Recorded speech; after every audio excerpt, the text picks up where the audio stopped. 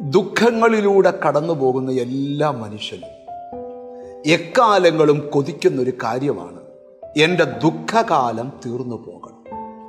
അങ്ങനെയൊരു സന്ദേശമാണ് ഇന്ന് പരിശുദ്ധാത്മാവ് നിങ്ങളോട് സംസാരിക്കാൻ പോകുന്നത്. യെശയ്യാ പ്രവാചകന്റെ പുസ്തകം 60-ാം അധ്യായത്തിൻ്റെ 20-ാമത്തെ വാക്യം. പ്രവാചകൻ പ്രവചിക്കുന്നൊരു വാക്യം ഇന്നും നിങ്ങളോടുള്ള പ്രവചനമായി ഏറ്റെടുക്കണം.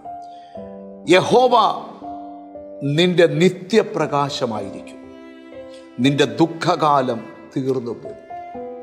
പ്രവാചകൻ പ്രവചിക്കുകയാണ്, ഇരുട്ട് മൂടിയ സ്ഥലത്ത്, പരാജയപ്പെട്ടു പോകുന്ന സ്ഥലത്ത് യഹോവ നിനക്ക് നിത്യപ്രകാശമായിരിക്കും. നമ്മുടെ വാഴ്ത്തപ്പെട്ട കർത്താവ് ഈ ഭൂമിയിലായിരുന്നപ്പോൾ കർത്താവ് പറഞ്ഞൊരു കാര്യമുണ്ട്: എന്നെ അനുഗമിക്കുന്നവരാരും ഇരുട്ടിൽ നടക്കാതെ അവൻ ജീവന്റെ വെളിച്ചമുള്ളവനായിരിക്കണം.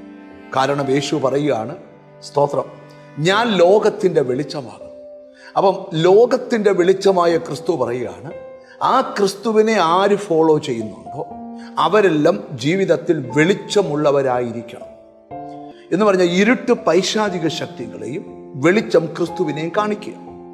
അതുകൊണ്ടാണ് വേദപുസ്തകം പറയുന്നത്, യഹോവ നിന്റെ നിത്യപ്രകാശമായിരിക്കും എന്ന് പറഞ്ഞാൽ ജീവിതം ഇരുണ്ടുപോയവരോട്, അന്ധകാരം മൂടിയവരോട് ഒക്കെയുള്ള ഒരു ആത്മീക സന്ദേശമാണ് യഹോവ നിന്റെ നിത്യപ്രകാശമാകാൻ പോകുക. യെശയ്യാ 60-ാം അധ്യായം 1-ാം വാക്യത്തിൽ പ്രവാചകൻ പ്രവചിക്കുക, എഴുന്നേറ്റ് പ്രകാശിക്കുക, നിന്റെ പ്രകാശം വന്നിരിക്കുന്നു. അതായത് നിന്റെ സമയമായിരിക്കും. ഇരുണ്ടിരിക്കാനും തലകുനിച്ചിരിക്കാനും ലജ്ജിച്ചിരിക്കാനും ഒരു കാലമുണ്ടായിരുന്നു. എന്നാൽ ആ കാലം തീരാൻ പോവുക. നിനക്കൊരു പുതിയ കാലം ദൈവം തരാൻ പോവുകയാണ്. അതെന്താ നോക്കണം, യഹോവ നിന്റെ നിത്യപ്രകാശമാകും. എന്നിട്ട് പ്രവാചകൻ പ്രവചിക്കുകയാണ്, ഇനിയും നിന്റെ ദുഃഖകാലം തീർന്നു പോകും.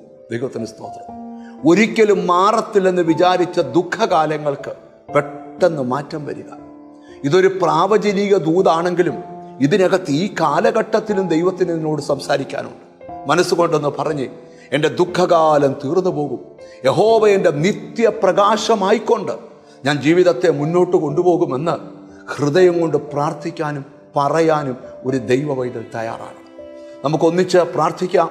ദുഃഖകാലം തീർന്നു പോകട്ടെ, യഹോവ നിന്റെ നിത്യപ്രകാശമാകട്ടെ.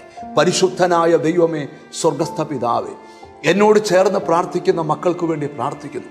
അവരുടെ ദുഃഖകാലം തീർന്നു പോയിട്ട് യഹോവ നിത്യപ്രകാശമായിട്ട് അവരോട് കൂടെ ഇരിക്കണമേ കർത്താവേ. എന്നോട് ചേർന്ന് പ്രാർത്ഥിക്കുന്ന മക്കളെ നിന്റെ നാമം ചൊല്ലി പിതാവിൻ്റെയും പുത്രൻ്റെയും പരിശുദ്ധാത്മാവിൻ്റെ നാമത്തിൽ അനുഗ്രഹിച്ച് പ്രാർത്ഥിക്കുന്നു.